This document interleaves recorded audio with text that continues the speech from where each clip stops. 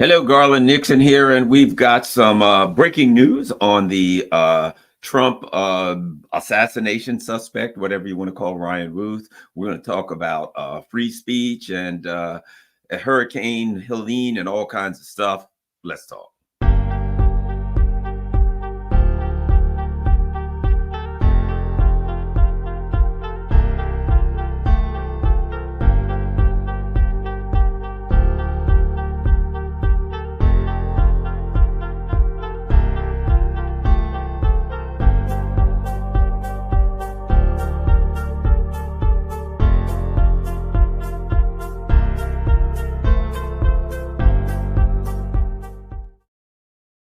Hey, Lou Garland Nixon here, and we got lots to talk about today. Let's get what's the guy? There's a show I like. I can't think of the guy's name. Dima. He has an accent, and he always starts off with his "Let's get started." But at any rate, you guys probably know the show. It's a great show, one of my favorites. So let's get started, as Dima always says. All right, first article we got. We're going to cover some news. How about this? Nothing to see here, nothing suspicious at all. Prosecutors request indefinite delay in trial for Trump assassination attempt. Suspect Ryan Routh. What do you know? Or Routh. What do you know? Federal prosecutors requested an indefinite delay Wednesday. In scheduling the trial for the man charged in an apparent assassination attempt on former President Donald Trump, citing a massive amount of evidence they've gathered in the 17 days since Ryan Routh's arrest.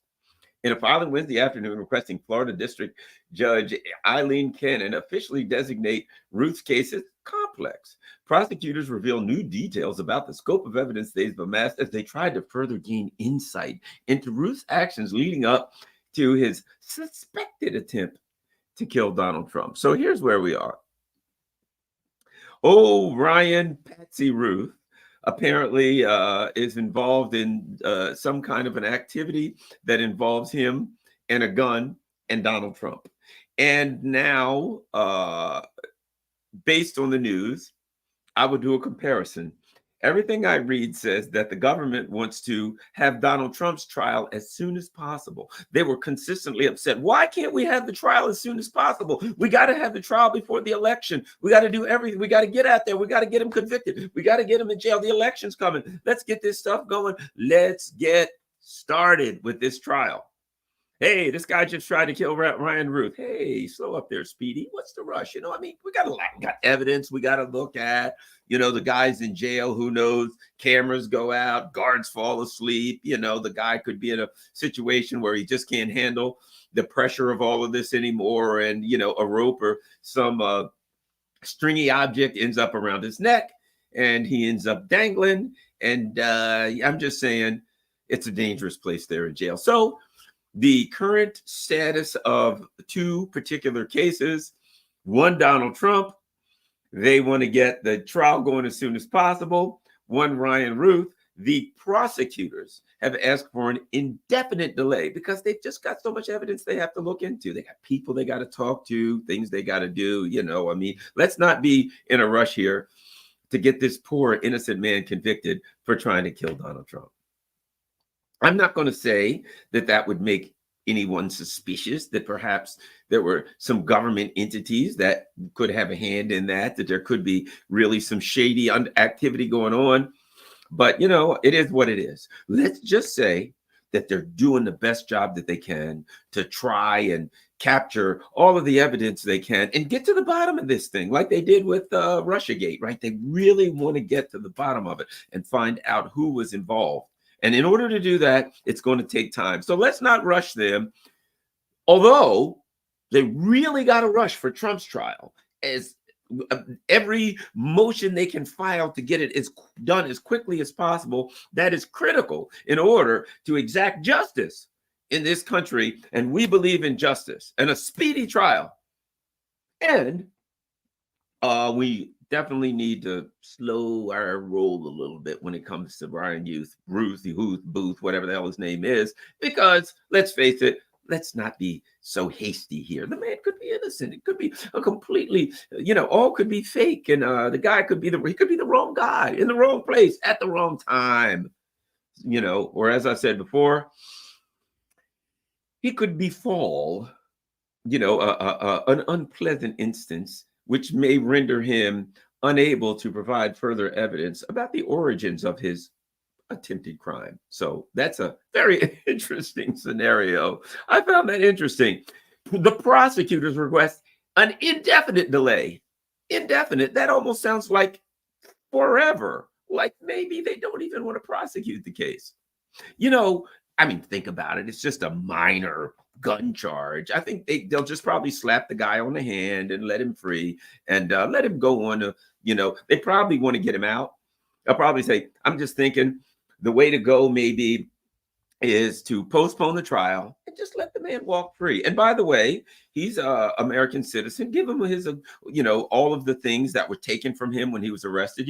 When they arrest you, they take a little evidence bag. They take your wallet, your keys, your pack of cigarettes, whatever the case may be. They put all of it in a bag. And when they release you, they give it back. Let's just say you got, I don't know, an AK-47 with a sniper scope, right? So they'll just say, look, Ryan, we're very, very sorry that we have upset you, that we have interrupted you in your important work. Here you go. Here's your money. Here's your keys. Here's your AK-47 with a sniper scope. And by the way, here's a link to go to Donald Trump's website to find out his itinerary for the next week, in case you might consider attending another one of his events. Just throwing it out there. He's going to be in Butler soon. The roofs are really, really heavily sloped in Butler, Pennsylvania. For some reason, it's an architectural anomaly in Butler, Pennsylvania, where they make these super sloped roofs, so sloped that only assassins can climb around on them. Secret Service agents, far too sloped. We wouldn't want one of those guys could twist an ankle, for God's sake. They can fall off and injure themselves. Can't have that. And but if you're an assassin, and you got a AK-47 sniper scope, then certainly you may be able to make it around on one of those super sloped roofs. I mean, those roofs, that roof was so flat, you could have used a Zamboni to clean it. But yeah, it's far too dangerous. Think about OSHA, right? There's probably OSHA rules. Those guys were on the clock, Secret Service agents, and you couldn't have a dangerous workplace where they're wandering around on a sloped roof. Somebody slide off of that. Hey, can't have that. Let's keep up the good work. All right. Next, big news going on, man. We got nothing but news. Well, I'm not going to plop these. I'm not going to plop these up here. But I will read. I'm not going to plop them both up. Only one of them. Israel. Well, okay, let's go. Here's the two articles. Article 1, Reuters. Let's look and see what Reuters has to do, because we got to go to the mainstream media here. Make sure we know. Get the truth from Reuters. Israel said it has secured an $8.7 billion U.S. aid package. Israel said on Thursday it had secured an $8.7 billion aid package from the United States to support its ongoing military efforts and to maintain a qualitative military edge in the region. The package includes $3.5 billion for essential wartime procurement, which has already been received and earmarked for critical military purchases, and $5.2 billion designated for air defense systems, including the Iron Dome anti-missile system and David Sling and an advanced laser system that worked. And look, give another $5 billion, because let's face it, those systems are impenetrable. Impenetrable. Look, let's be honest about those systems. They work so well that there's no possible way that anybody could fire a missile past the Iron Dome system or David Sling and in any way bring harm to any piece of property in Israel. So it's a good thing. We're doing a wonderful thing to give Israel another $5 billion for an air defense system that is critical to their defense, and that works so well. It's been so effective. Nobody could possibly get a missile through that. So, or anything else, any other aviation related device. So let's all praise to the Biden administration. $3.5 billion for essential wartime procurement. I'm thinking that probably goes like food and stuff like that, since their economy has crashed, but that's just speculation. And another $5 billion for an extremely effective air defense system that has rendered the Israel, the country of Israel, some might call occupied Palestine, whatever you want to call it. That's up to you. But I'm just saying, there's just no way that with the level of effectiveness that we've seen from their aviation defense system, air defense system, that we shouldn't give them. Here's my complaint. Why 5.2 billion? Why shouldn't we? It should be 52 billion. It should be 500 billion. It should be 5 trillion. I think the United States should just say, look, we're going to give Israel a claim to the entire United States budget for the next 20 years.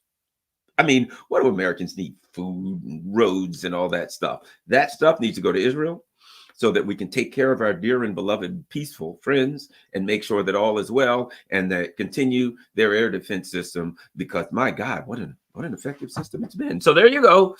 $8 billion for Israel, and a fine thing it is, I might add.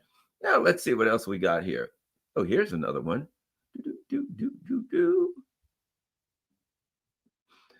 All righty. Let's take a look at this.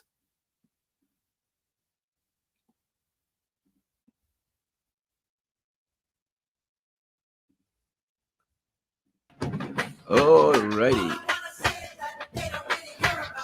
And my friends, this is Asheville, North Carolina in 2024. Look at that. And there's Ukraine. Oh boy, they just did another $5 billion for Ukraine. And they're walking around. Oh my gosh, what a beautiful place. There were cell phones. Looks like things are going quite well in Kiev.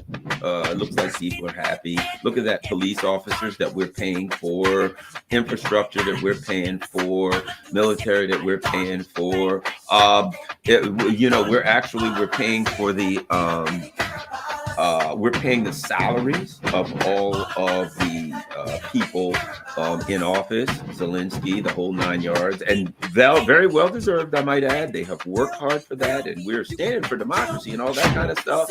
So there we go. What a beautiful and nice place going on in Kiev. Gosh, I'm sure the people in Asheville, North Carolina would much prefer that Asheville looked similar to that, but it isn't their fate right now. That just ain't their fate. Right now, apparently. So we've got, but good news for the people of Asheville, North Carolina, and the people all throughout the South in its benevolence. The Biden administration has decided that they're going to provide $750 per person to the people whose homes were washed away, entire towns were destroyed, jobs, futures, everything wiped out, members of their family, whole communities devastated, killed, drowned, you name it. $750 for them. That's what they get. You know what that reminds me of? It reminds me of the lockdowns when they shut down people's businesses. 40% of all Black businesses in the United States went kaput. I don't know what percentage of businesses overall in the U.S. out, done, finished. So they were able to close down and destroy small businesses everywhere. And it was a good thing they did, I might add, because they kept us safe. One of the things that we found out during the lockdowns was that if you were just some poor schlump and you owned a small shop, maybe you owned a small hardware store where, 3, 4, 5 people at a time came in. That was dangerous. Those 3 or 4 or 5 people could have came in, spread COVID, and we'd have all died instantly. However, if you had Walmart or Sam's Club or something like that, where 1,000 people came in, perfectly safe. Absolutely. 1,000 people come in, hug all over each other, smooch all over each other, anything you want. We learned in COVID that, paradoxically, who would ever believe that? I mean, we know it's true, because the government told us that it was true. We understand we're for science here. We're standing for science. And science tells us that if some poor little mom and pop person that's owned a hardware store for their entire life, Their father before them owned that hardware store. It's been open since 1908 or something like that. And they had half a dozen people, maybe a dozen people coming in to buy some screwdrivers and some Permatex or something like that, right? That had that place been open, it'd been all over. That we'd have all died for sure. But luckily for us, they were able to open Walmart and Sam's Club and Costco and all of those places where thousands of people come in and but flooded with people everywhere. They were able to open theirs where we were safe. And unfortunately, completely unintended, I'm sure this was just collateral damage, as it were. The little mom and pop stores all closed down, and now people can only go to the big box stores. So, when we look at what happened in COVID, they looked out for us. And what did they do when those people's stores were closing down? People were out of work. People were struggling, hungry, families getting put out. What did they do? They gave us $1,200 for an entire year. So they've upped it from $1,200 for a year to $750. Yes, sir. When you can stand on a mountain miles away and look at your town and all you see is floodwaters now, where your town used to be, where your job used to be, where your home used to be, your business used to be, your friends used to be, your dog used to live, and there's nothing but floody, muddy waters going by, be happy to know that your government will provide you with the amount of funds that you need to rebuild, as long as that doesn't exceed $750. Now, don't get me wrong, we're up around $200 to $250 billion between Ukraine and Israel, but that money is well spent. It's for democracy, it's for freedom and stuff like that. And shouldn't we make a sacrifice for democracy and freedom and stuff like that? I think we should. So we're doing the right thing. Thank goodness we have a government that thinks of the people in Israel, the people in Ukraine. Well, not so much the people in Israel and Ukraine, because let's face it, to be quite frank, are their lives really better now than before we came in to help them maintain democracy? You think things are better in Israel than they were before? How about Ukraine? Oh boy, generations, entire generations wiped out and continuing to be wiped out. But they're getting democracy, right?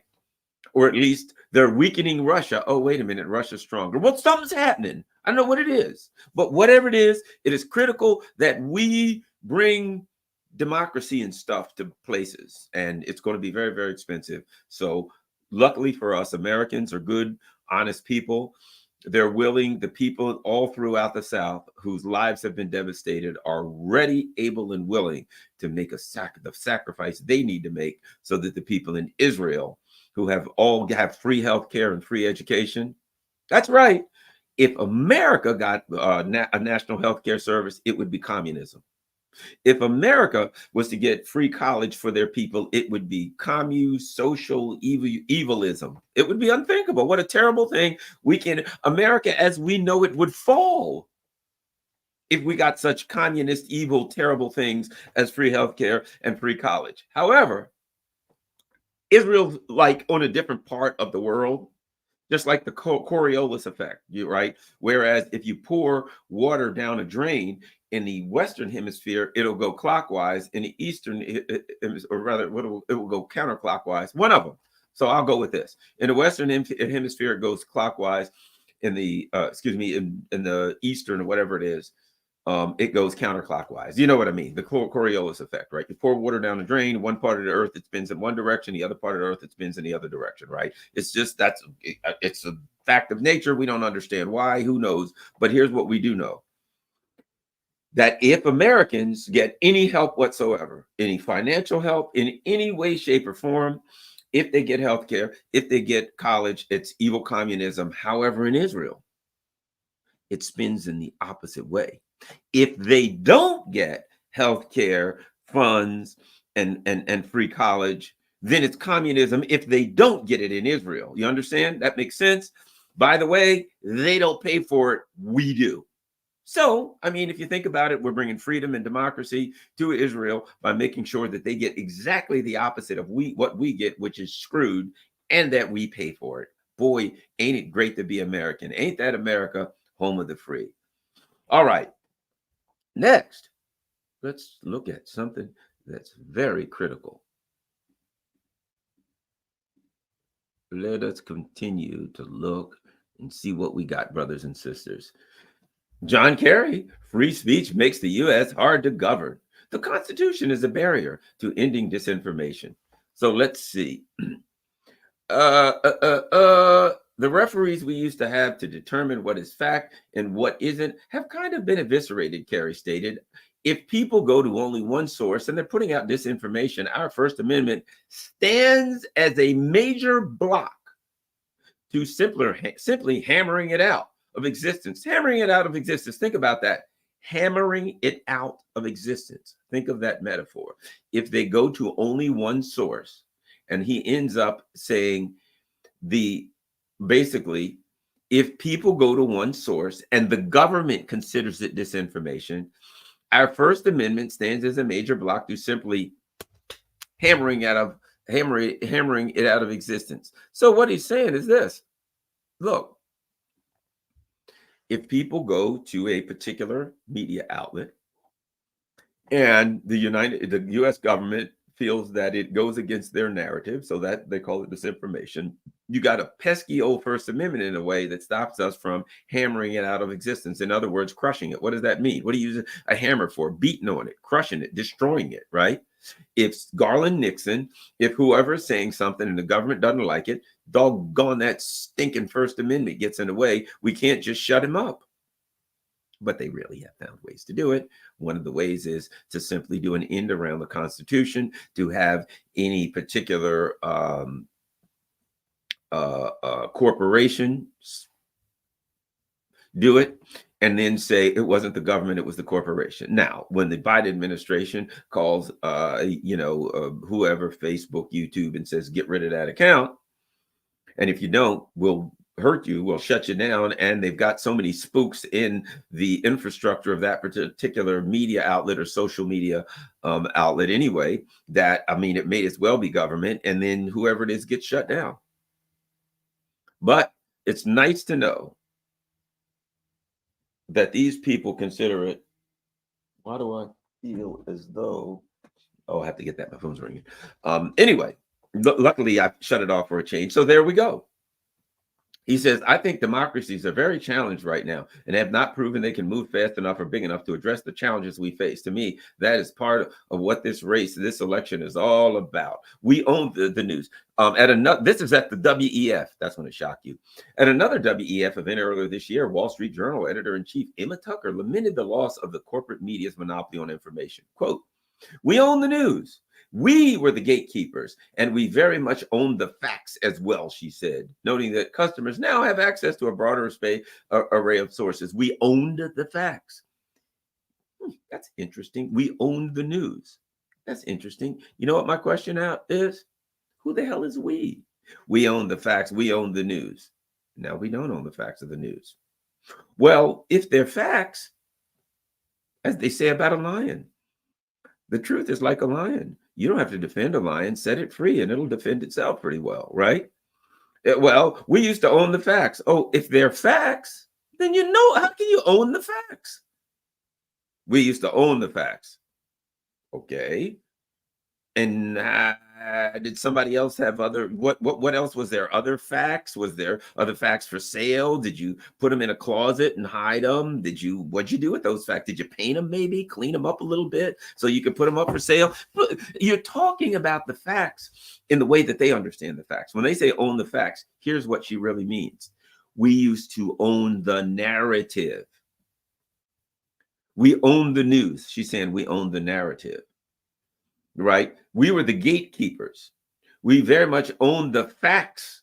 In other words, the narrative as well. So what she's saying is the narrative. We used to have that narrative. We own the narrative. Let me absolutely say, make it clear and interpret this. We used to be in control of the narrative. And now there's alternative news. There's alternative thinking. There's people who can challenge our narrative. And that's a problem for us. That's a problem for us. And the First Amendment's a problem, according to John Kerry, because we used to be able, we'd like to be able, if somebody says something that goes up against the narrative, we'd like to be able to just crush them with brute force. But now we got problems because they can claim First Amendment, that bull crap. Oh, doesn't that just aggravate you if you remember the ruling elite? But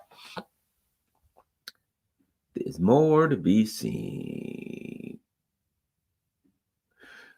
You may be familiar with a guy named Glenn Deason. Let's look at his Wikipedia page, Professor Glenn Deason, where they take him apart in his Wikipedia page. So Glenn Deason is a guy. He is a Norwegian political scientist, professor at the University of Southeastern Norway. And now here's what they say. He's a regular commenter on the Russian state international news television, RT. Academics as well as Scandinavian media have criticized him for promoting Russian propaganda. That's interesting. So why am I bringing up Glenn Deason? They just deleted his YouTube channel. Professor Glenn Deason, he's an intellectual, he's an academic, but he goes against, as they just said in the prior article, we're having trouble controlling the narrative, and people like Glenn Deason are getting on our nerves. He's going out there with this intellectual facts and crap like that, and he's thinking in epistemological critical thinking, and oh God, what's wrong with this man? He's insane. He has to be dealt with. And as John Kerry said that they used to be able to hammer it out, well, in the instance of Glenn Deason, they hammered it out. And now Glenn Deason's YouTube is no more. But what's interesting is, let's go to the bottom of this thing. This is what really cooks their goose. This is what really frosts their cookies, right? This is Wikipedia, spooking, Spookville 101. Anyway, listen to this last little paragraph about the evils of Glenn Deason and why he had to be dealt with. In 2020, Deason wrote an op-ed in Aftenposten with convicted felon and former KGB agent Arne Treholt that stated that, this is going to upset this. Look, if you have children anywhere near your computer or whatever that can hear this, put your hands over their little ears. Put your hands over their little faces. That's going to take 4 hands, but maybe you're a half octopus. I don't know. Cover their hands, their eyes, their ears. Take them out of the room. Go hide in the closet. You don't want anybody to hear this. Make sure that I should put something up to make sure that everybody agrees that they're 21 or over, and that they will not, hold me liable, sue me for saying this. But this is going to be ugly. Okay, what Glenn Deason has done here is an unforgivable sin. In 2020, Deason wrote an op-ed in Aftenposten with convicted felon and former KGB agent Arne Treholt that stated that Russia has legitimate interests and security needs. Oh God, what a sick man. This man's sick. He's got a problem. I'm thinking that a dungeon for 20 years, execution of everyone whose first name is Glenn, period. I don't care if it's Glenn Deason. If your first name is Glenn, we got to execute all of those people. Anybody whose initials are GD. I mean, we can't allow this kind of a mentality, this kind of a thought process to escape this planet, much less to get out of Norway. So he wrote an article that stated that Russia has legitimate interests and security needs, and said that Russia was unfairly demonized as a security threat. The paper's former foreign affairs editor, Kajeli Dragnis, wrote that Deason and Treholt promoted Russian propaganda. So Russian propaganda so listen to this, is unthinkable propaganda. That Russia has legitimate interests in security needs. Well, everybody knows Russia has no legitimate interest in no security needs. Come on. It's only one of the 3 great world powers. It's only the country with 150 million people, with the largest country in the world with 12 time zones. They've got more nuclear weapons than any other country on earth. But to propose that a country like that has legitimate security interests and has legitimate interest in security needs, quite frankly, is madness. So luckily for us, fortunately for those of us who would have been subjected to such insanity on Glenn Deason's YouTube channel, YouTube was magnanimous enough. They were kind and gracious enough to ensure that we don't have to suffer through that anymore. They got rid of Glenn Deason's YouTube channel. So that's where we are, ladies and germs. That's where we are. All right, let's see if we got anything else. All right. Oh, this is going to be the big one, and we'll finish with this.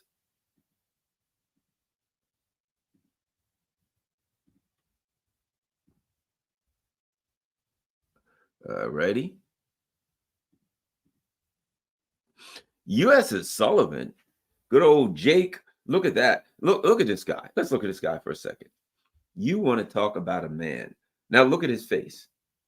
Is there anything behind those eyes, those dead shark eyes? Look at those. He's like blinking, right? These people, look at John Kirby, all of these sociopaths and psychopaths, right? Look at those eyes, man. Look at those eyes, the dead shark eyes.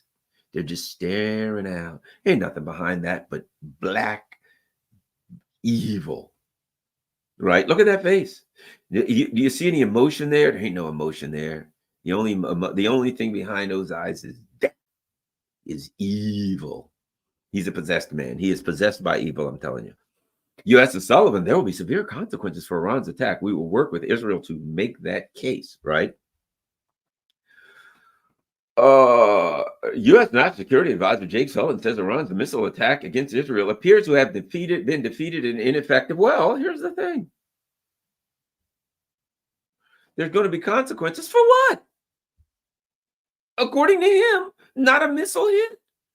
According to him, it was defeated and ineffective. Well, because what we know is the darn the Iron Dome works so well. It's really so effective. Luckily for them, that Israel is impenetrable, and so they don't have anything to worry about. They got it made. Looking good there for Israel. Not a missile touchdown. Hundreds of missiles were fired, but of course, Israel and the U.S. were able to use, superior air defense technology to thwart, as he said, defeated and ineffective. Nothing to see here. Move on. This is a significant escalation by Iran, a significant event, an escalation. We have made clear there will be consequences, severe consequences for this attack, and we will work with Israel to make that case. Pressed on what the response might look like, Sullivan says the U.S. has already begun discussing the issue with Israel, and these conversations will continue, but he declines to offer additional details. Sullivan says Iran fired 200 ballistic missiles at Israel. Of course, every one of them was shot down. Luckily for Israel, they were able to thwart them, and the U.S., man, what air defense technology they have. The U.S. is still working to assess the damage of the attack, but currently believes the only casualty was a Palestinian man reportedly killed in the West Bank city of Jericho. This is a significant escalation. It's equally significant. We were able to step up with Israel and create a situation in which no one was killed in this attack in Israel. Well, they weren't trying to kill people. They were trying to destroy infrastructure, military infrastructure. They were hitting bases. But that just goes to show, if the U.S. and Israel, that's a body count. How many people did we kill? Hey, they didn't kill 1,000 civilians. It was completely ineffective. There is no attack that's effective unless you kill a minimum of 1,000 civilians.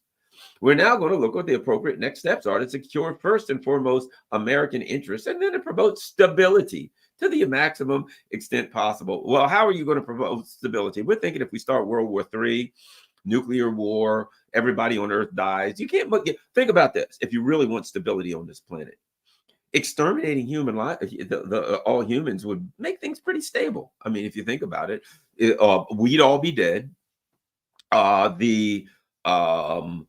Eventually, over the course of time, Earth's pretty good at cleaning things up, and it would, everything would be overgrown, and the buildings would melt away, and the animals that were left, they would take over, and over time they get bigger animals, more animals. Maybe at some point the Earth would be repopulated, with far wiser creatures than us that were able to not blow themselves up. So he's right. A move towards human extinction would certainly bring a extensive level of stability. So that's what they're trying to do. They're trying to bring stability throughout the entire Earth. And from the perspective of nuclear war and exterminating humankind, they're on the right track.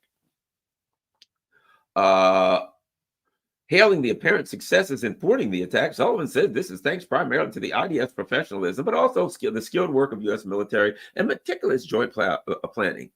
We're proud of actions that we've taken alongside Israel to protect and defend Israel. He notes the terror attack that took place tonight in Jaffa, expressing condolences to the victims in addition to the victim of the Iranian missile attack in Jericho. Meanwhile, Israel's killing people by the hundreds of thousands, but they're doing it to bring peace and stability to the region. Ignore actually what they're doing, What's important is their motives are to bring peace and stability to the region. We got to understand that. So there we go. Luckily for us, they're on the move. They're bringing peace and stability to the region. Thank God. We sure are fortunate and lucky. Let's talk about what's happening let me just check right now to see if there's anything I need to update you on. I go to Al Mayadeen. The reason I go to English Al Mayadeen is because they have a ticker. I will share that with you. Let me share that with you. They always got a ticker. And so with that ticker, if something is going down, you get to see it in real time. So this is Al Mayadeen. And if you notice, they've got a breaking news ticker going across the top, right? Iranian missiles hit Israeli military sites, visuals show, the Washington Post. So there you go. Musavi to Al Mayadeen. If the enemies make any mistake, we will respond with more force. We have exercised restraint and patience in the past, but we are ready to deliver a precise and devastating strike at the appropriate time. So basically, what's going on? The commander-in-chief of the Islamic Republic of Iran Army, Major General Abdul Rahim Mousavi to Al Mayadeen. Israel will face a severe and devastating response for any reckless actions. The struggle of the men of Palestine and Lebanon has taken the Zionist entity back 70 years. Okay, so that's the that just wanted to read off some of the breaking news stuff so you would know if you were interested in going to a Middle Eastern media outlet that has a breaking news. Whenever something goes down, you can go to Twitter and or X or whatever, look around there. You can go to Al Mayadeen, look around there. But the bottom line is where we are now is that Israel, now that's what they say. Here's my opinion. My opinion is what we now know is that Israel is naked when it comes to air defense in the context of an exchange with Iran. They're pretty much naked. I don't know what Iran's air defense system looks like. I do think it has been significantly bolstered by the Russians. My understanding is the Russians have brought in some of their most advanced air defense systems, including S-400, which is a monster. S-400 is, in my opinion, maybe most likely the finest air defense system in the world. It has a very, very long range for its radar. It has different types of missiles that it fires. And some of them are, in fact, hypersonic air defense missiles. So it's a tough system. My understanding is also that they brought in let me see if I can find it. It is a electronic warfare. Let me see if I can find which one it is.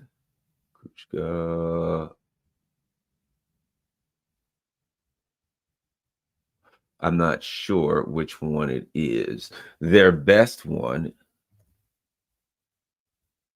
Murmansk. That's what it is. Let's look it up.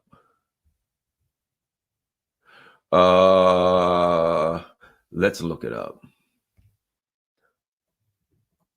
So my understanding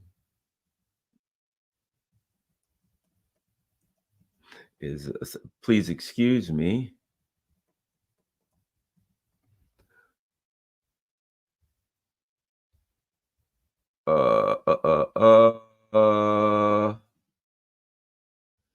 Okay. Let's try to take a look at this.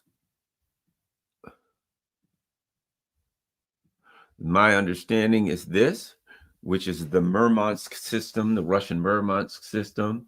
Oh, well, there we go. It's gone. Oh, there we go. My understanding is this thing. They don't have a lot on it.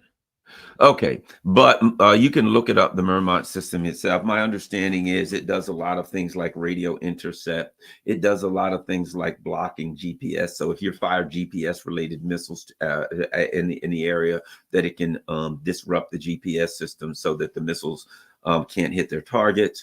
If you fly planes in the area, it can disrupt the GPS and the guidance systems on your plane, the targeting systems on your plane's ability to connect to satellite systems, things of that nature. It can intercept radio signals, disrupt radio signals, so a pilot's flying blind. So this is a very, very powerful electronic warfare system. So my point being, my understanding is the Russians have provided that the Russians have provided some Su-35s, and there's a good chance all of these things are going to be run by Russians and are providing a lot of defensive stuff. I also understand that Sergei Shoigu has been in Russia recently, kind of quietly, and it sounds to me like, here's what I think. I'm just going to give you my thoughts, and you take them for what they're worth. I'm not an expert. I don't know anything for sure, so please understand that. Take that into account.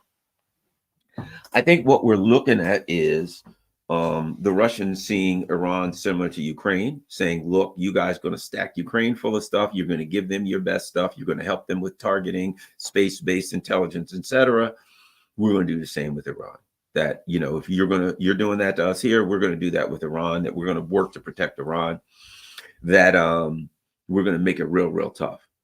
And they've, I think what the Russians have done is they have been very open about the defensive systems that they're providing to Iran. On the other hand, I think number one, Iran has they've got their own ballistic missile capability. They've got their own drone capability. So I don't think they really need a lot of ballistic missile and drone capability from Russia, maybe some, but they're, do not be misled. Iran is a very high-tech society with quality military tech. So they've demonstrated their ability to strike using ballistic missiles. But I do think that if the U.S. and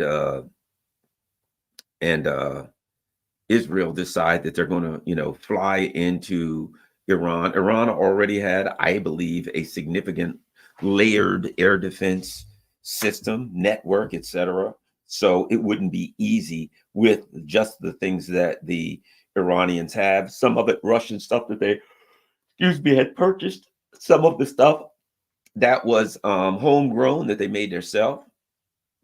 And now apparently Russia has come in and given them, and I'm not going to use the word given because there's been a lot of exchange in technology, but has provided them with some really good defensive measures, and apparently, like I said, some high tech Su-35s, very, very high tech fighter planes.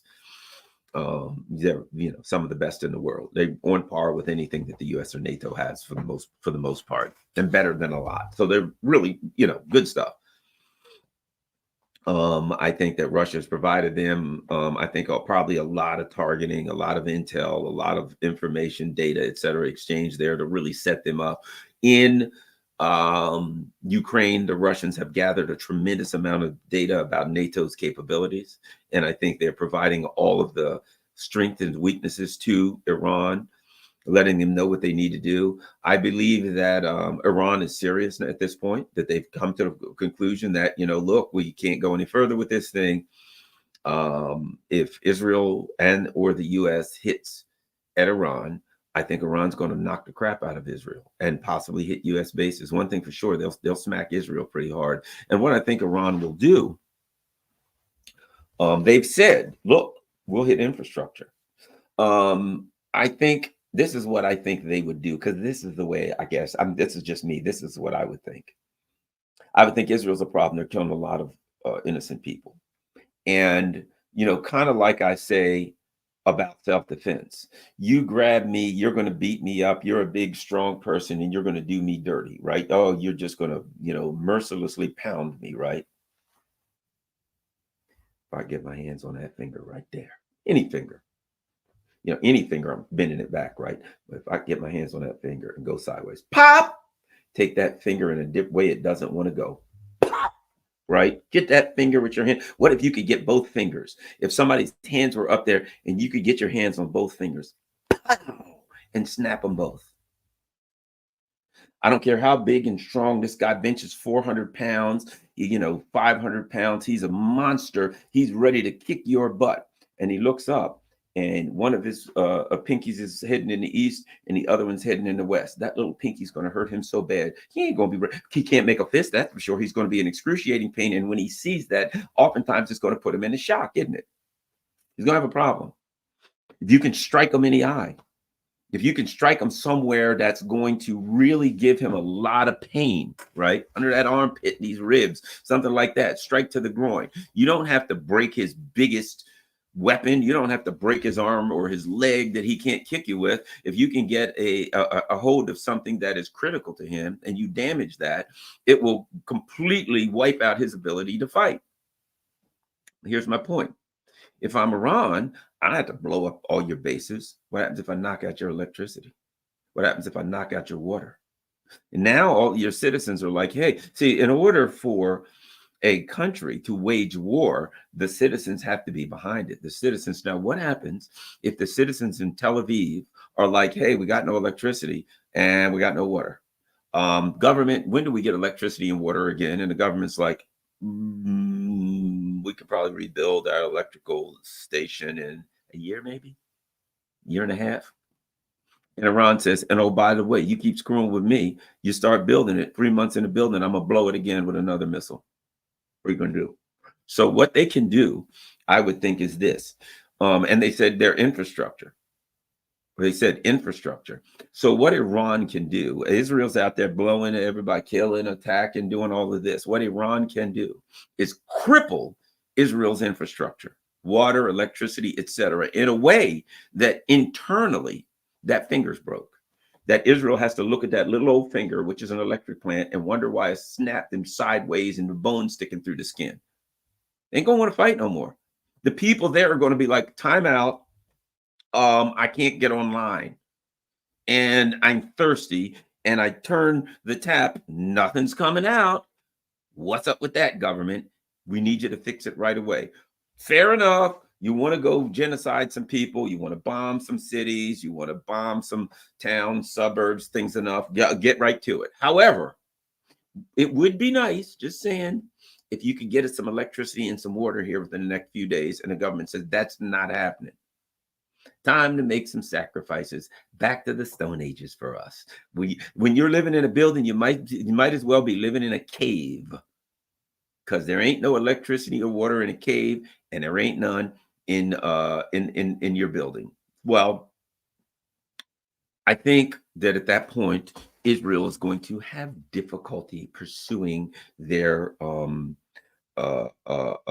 military objectives against Lebanon. They're going to have to look internally and think, how can they fix it? And if Iran says, yeah, try to fix it if you want to, we got another missile that will, no, you're not going to have electricity and water as long as you're fighting everybody.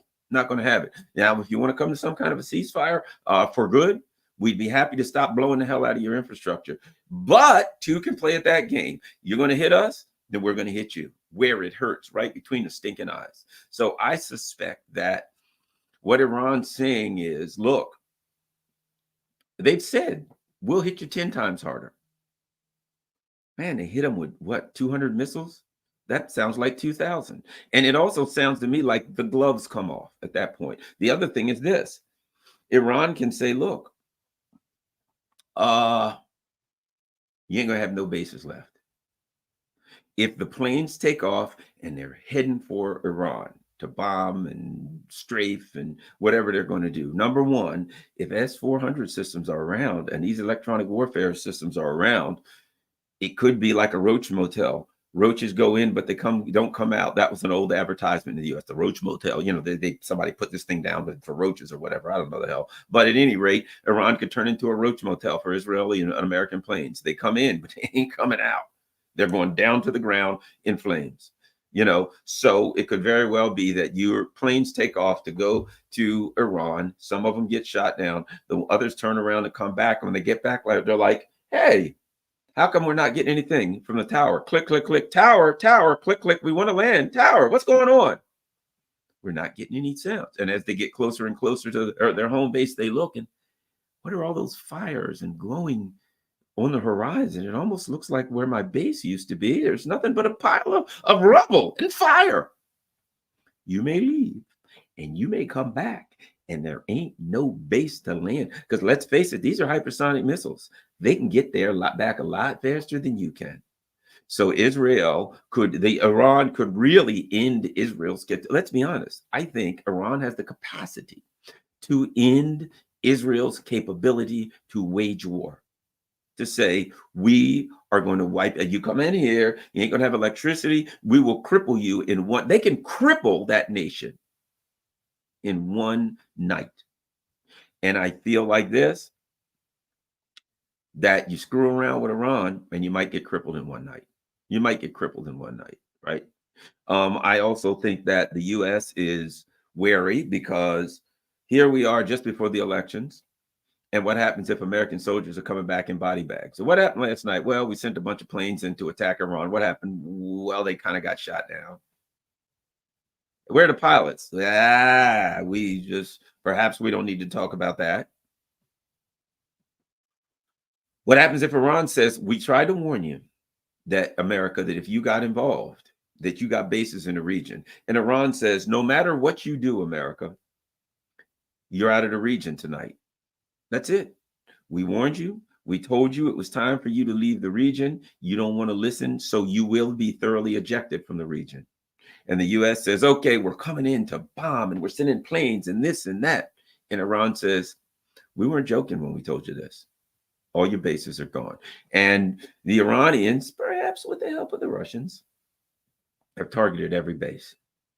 And they put 50, 100 missiles on every U.S. base. The 6th Fleet base in Bahrain, you name it. Every base in the Middle East is turned to dust. That's the chance they're taking. And a lot of the soldiers along with it. Now, I suspect if that happens, then there's some African bases. It wouldn't shock me if some of the African countries and the African nations don't say, you know, while we're at it, U.S., we've been hanging around Africa stealing our resources for a long time, and we had it up to here with that crap. So since Israel's over there bombing U.S. bases, you got bases, you got embassies in our country. Perhaps Russia gives them a little nudge. You know, if you want to blow up some American bases and embassies, we probably wouldn't just turn our heads and look the other way. I'm not saying that Russia would or wouldn't. I'm just saying what happens if at the same time the bases are struck in the Middle East. They say, well, it's on anyway, so let's get them the hell out of Africa too. You're taking a chance with Israel. You are putting it all on the line. You're risking everything. You're betting everything on 42 red. On the old roulette wheel. So I'm just saying, over the course of this weekend, if Israel screws around, they may find out, and the U.S. along with them. And these Jake Sullivans and all of these people who are so arrogant, who think that everybody's afraid of them and that we're so great. I bet you the Pentagon's talking, saying, guys, you know what's on the line here. What happens then? What happens then? What happens if all of our bases get flattened? What do we do? We go after Iran. Okay, we're launching all kinds of missiles from the ships. And Iran says, oh, you really? Okay, so you're attacking us from ships. Well, fair enough. It's on. And they start flattening them, blowing up, destroying and blowing all of our ships. Because they have the capability to do it. What do you do then? Do you use nuclear weapons? Do you know that Iran doesn't have nuclear weapons? In fact, Iran has, let's face it, Iran has made it clear what their response will be.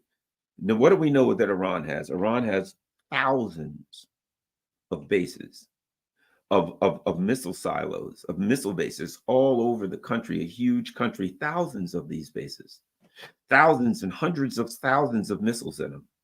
And then Iran says, okay, so you used a nuclear weapon on me, do you? Well, here's what we're going to do. The game is on. All of our bases are just going to start unloading. Every U.S. base. I mean, if you use nukes at that point, why wouldn't they? And let's face it, with the range of their missiles, they can strike bases in Cyprus. They can strike bases in Europe. They can strike bases in Africa. And what if they say we have targeted all U.S. bases in our range, and you use a nuclear weapon on us? We will make sure that every U.S. base within our range is vaporized. Hundreds and hundreds of U.S. bases vaporized. We got nothing to lose. We're martyrs now. So the U.S. can, yes, technically, could they attack Iran? There have been many scenarios in which the U.S. has done these tabletop exercises where they fought Iran, and many of them they've lost. Most of them, more often than not, they've lost. And if you use nuclear weapons, as they say, even when you win, you lose. You use nuclear weapons, and they say, well, first of all, every American base within our range is gone.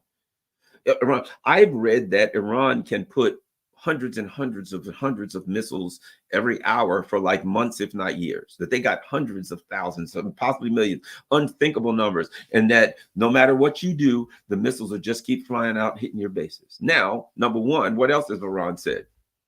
Your oil infrastructure in the region with your, Gulf countries. Recently, the Gulf countries here in the last couple of days have been trying to meet with the Iranians, say, hey, man, look, we ain't down with the U.S. Why? Because if the U.S. or Israel use some kind of nukes, the Iranians have nuclear capability. And here's what I mean.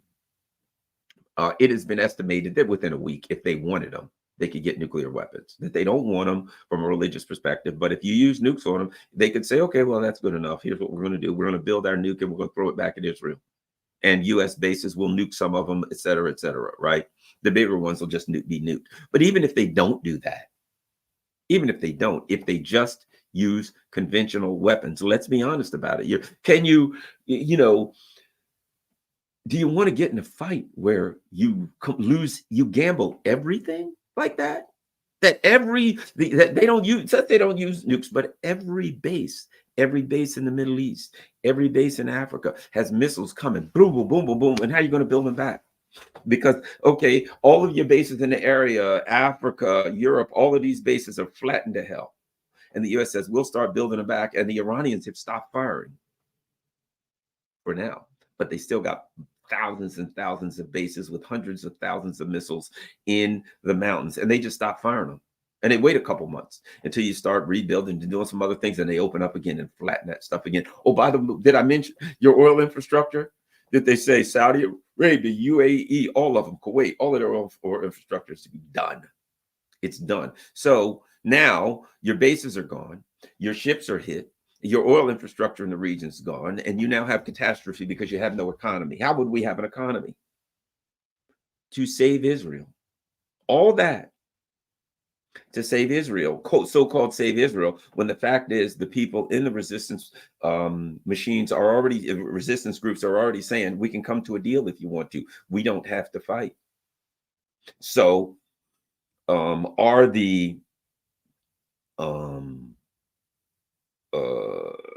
is the Biden administration stupid enough to do this, to go to this level of catastrophe? We don't know. We're going to find out, because I'm pretty sure Iran has made a decision.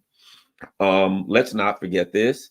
The Russians have two major bases in the region. The Chinese have one on the Red Sea, Djibouti. The Russians have bases in two in Syria. So the potential there is that the U.S. or Israel bombs the bases, or something goes bad there, and then the Russians join in. The Chinese, maybe. It's World War III. So to go after Iran, you risk could be the end of the U.S. empire in one way or another. I mean, let's face it. If the Iranians vaporize every U.S. base in the region within their reach, because if you nuke them, that's what they're going to do. Every base within their reach, and that's a couple thousand miles. You know what I'm saying? That's a couple thousand miles. Let's do this. Let's take a look at a map. See what we can get.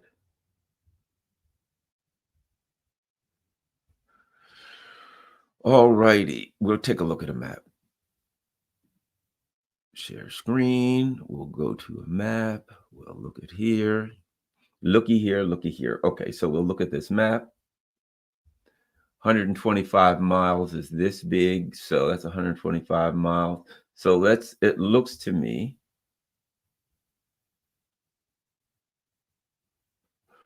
so 120, okay. So it looks to me, if you look, so that's 1,000. Some of their missiles can go 2,000 miles. So it looks like Europe, some of Europe, lots of African bases, some of our, all of our Middle East bases, some of the African stuff. But keep in mind something. Additionally, the Iranians have down here in Yemen, right? They've got assets in Yemen, which means they've got assets in Iraq, which means now if you look at where Yemen is, so now if they've got 1,000, we've seen Yemen have what, 1,000 mile, 1,200 mile range. So now what you have is a huge portion of Africa. You got bases in Africa that are vulnerable. Lots of you got Iran, let's see, Iraq. They've got assets in Iraq, which now probably makes some of Europe.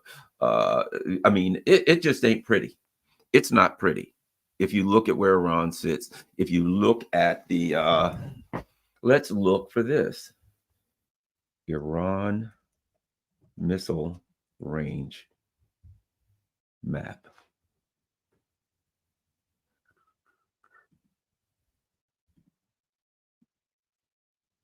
Okay, here we go. Let's look at this. We got a missile range map for Iran. Here we go. Okay, so we've got, look at that. These are the various missiles that they have. One's 2,500 kilometers, right? So now if we look at it, Turkey, our base is there. So all of that stuff. They can get all the way up to Italy, Romania, Poland, all of those. But now let me tell you this. You think the Russians wouldn't give them all of the coordinates and everything they need to hit the U.S. bases on their border? I would imagine that the Russians would be like, yes, and if they should go too far and you need to hit some extra American bases, we got a few along our border. Just throwing it out there that you might want to engage, shall we say. Nice big base in Ukraine and Romania that they're building, Greece. I mean, look at this. Look at this. This ain't pretty. Asian area, not a good situation for them. Okay, Iran has developed a wide range of missiles, from the Shahab-1 ballistic missile with a range of 300 kilometers to the Somar cruise missile with a reported range of 2,500 kilometers that could strike targets anywhere in the Gulf, Israel, Egypt, Afghanistan, parts of Southern and Eastern Europe, and elsewhere. Okay, so my point being this: if the U.S.